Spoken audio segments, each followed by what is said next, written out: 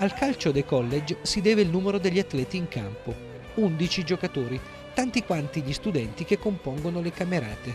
L'amicizia è il collante della squadra.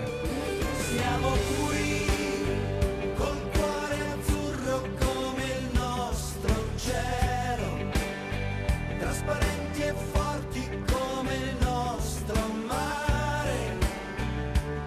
Siamo il battito di un cuore che nessuno può fermare, come l'onda di un'alta marea.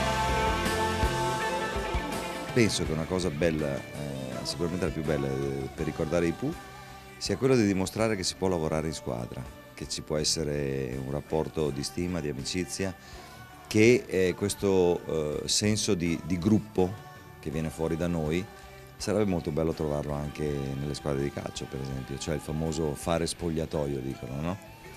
Che poche squadre lo fanno perché girano troppi soldi, ognuno ha i suoi interessi privati, ognuno vuole essere una piccola star. Ecco, i Pooh hanno insegnato questo, che non ci sono star in mezzo a noi, siamo tutti e quattro uguali e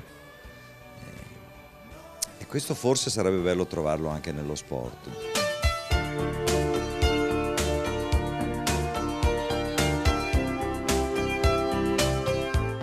Nel XVII secolo gli inglesi partono alla volta dell'America e dell'Australia, dando vita a dei veri e propri insediamenti e diventando i vettori del calcio.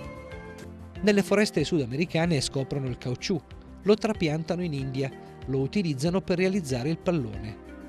La camera d'aria permette un gioco più tecnico, un controllo migliore da parte del calciatore. A fine Ottocento inglesi, svizzeri, francesi e belgi hanno contatti con alcune città del Veneto e del Piemonte. Diverse sono anche le agenzie di navigazione straniere aperte in Italia. Punti di riferimento per le navi dirette verso i nuovi mercati, quelli d'Oriente in particolare.